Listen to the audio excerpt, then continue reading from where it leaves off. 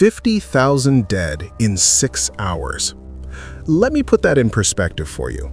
The United States lost 58,000 soldiers in the entire Vietnam War, a conflict that lasted nearly 20 years.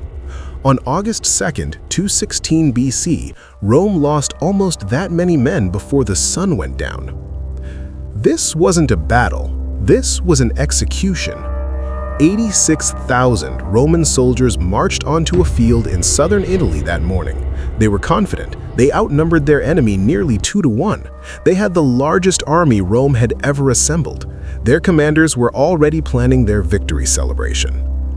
What they didn't know was they were walking straight into the most perfect trap ever devised in human history. 6 hours later, most of them were dead. Not wounded, not captured, dead, piled in heaps so thick you couldn't see the ground, blood pooling in rivers. The screaming, historians say you could hear it from miles. And the man who did this, he was outnumbered, surrounded deep in enemy territory, low on supplies. By every logical measure, he should have lost. His name was Hannibal Barca. And what he did at Cannae wasn't just a victory, it was a masterpiece of deception so brilliant that military academies still study it 2,200 years later. This is the story of Rome's darkest day, and it all began with a crescent. 2 years earlier, Hannibal had done the impossible. He crossed the Alps with 40,000 men and 37 war elephants, losing nearly half his army to the mountains in winter. When he descended into northern Italy, Rome thought he was finished, a desperate gambler who just destroyed his own force. They were wrong. Hannibal immediately crushed a Roman army at the Trebia River. Then, at Lake Trasimene, he lured another Roman force into an ambush so devastating that 15,000 Romans died and thousands more drowned trying to escape. An entire army vanished in 3 hours. Rome was now terrified. This wasn't just another enemy at the gates. This was an existential threat.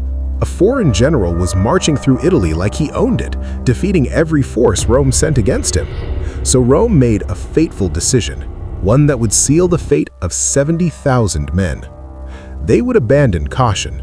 No more small defensive armies. They'd raise the largest military force in Roman history, 86,000 men, nearly every able-bodied soldier Rome could muster. The plan was simple.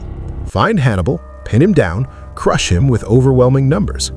2 consuls would lead this massive army: Gaius Terentius Varro, ambitious, aggressive, hungry for the glory of defeating Hannibal, and Lucius Aemilius Paulus, experienced, cautious, and deeply worried about Varro's recklessness.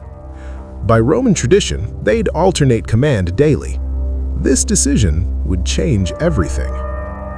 Meanwhile, Hannibal was in serious trouble. His supplies were dwindling, his men were exhausted from 2 years of constant campaigning. He was deep in enemy territory with no reinforcements coming from Carthage. And now, he faced an army nearly twice the size of his own 50,000 troops. Any reasonable general would retreat, find better defensive terrain, avoid battle until the odds improved. But Hannibal wasn't reasonable. He was brilliant. And he was about to teach Rome a lesson in warfare that would echo through millennia.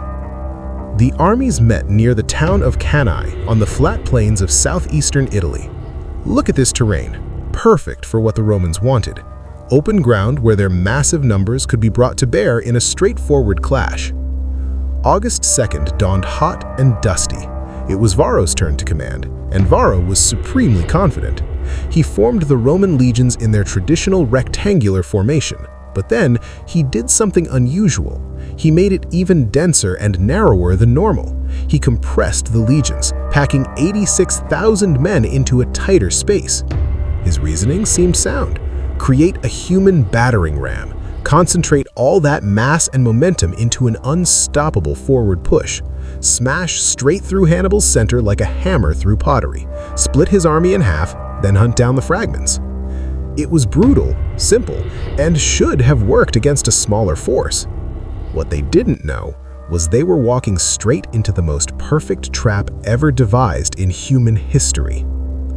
6 hours later, Most of them were dead. Not wounded, not captured. Dead. Piled in heaps so thick you couldn't see the ground. Blood pooling in rivers.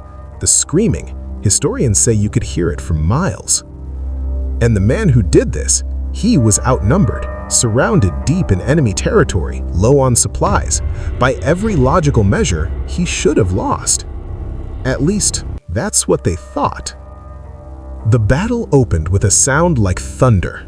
86,000 Romans surged forward in lockstep, shields locked together, swords ready, roaring their battle cry.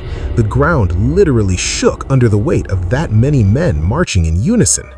They crashed into Hannibal's center like a tidal wave hitting a seawall. And exactly as Hannibal had planned, his center began to give ground. The Gauls and Spanish weren't running, they were fighting ferociously, but they were slowly, deliberately stepping backward. The Crescent began to flatten under the Roman pressure. To the Romans, this confirmed everything. They were breaking through. Victory was inevitable now. More and more Roman soldiers poured into the center, exploiting what they thought was weakness. The formation became even more compressed, men packed so tightly together they could barely move their sword arms. What they didn't see was the trap closing around them. Varro and his officers didn't notice what was happening on the flanks. They were too focused on the breakthrough in the center. On the left flank, Hannibal's heavy cavalry smashed into the Roman cavalry with devastating force. The fight was brutal in close quarters, men dragged from their horses and butchered on the ground. Within minutes, the Roman cavalry broke and fled.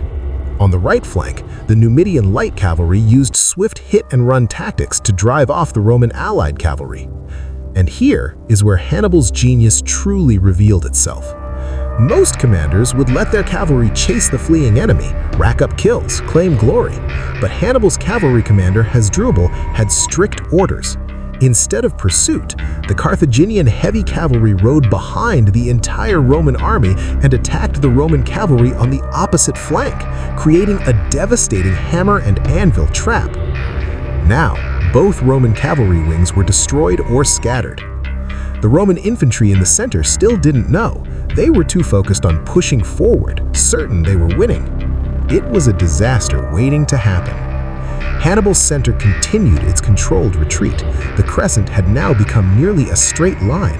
Then, it began to curve inward, but in the opposite direction. The Romans had pushed so deep into Hannibal's formation that they were now inside a U-shaped pocket. The trap was set. Time to spring it. The African heavy infantry, fresh, disciplined, and deadly, had been waiting on both wings. On Hannibal's signal, they executed a perfect 90-degree turn and slammed into the Roman flanks, simultaneously, from both sides. At the same moment, the Carthaginian cavalry, having annihilated both Roman cavalry wings, charged into the Roman rear. In seconds, literally seconds, the tactical situation reversed completely. The Romans went from attacking to encircled. 86,000 men trapped in a tightening noose with no escape route. You need to understand what happened next. This wasn't combat, this was systematic slaughter. The Romans on the outside of the mass were being cut down from all directions. Those in the middle couldn't even fight. They were just pressed together, waiting helplessly for death to reach them. The very density that's supposed to give them strength became a death sentence. Men couldn't retreat, couldn't maneuver, couldn't even raise their shields properly. The killing went on for hours. The heat was unbearable. The dust mixed with blood turned to red mud.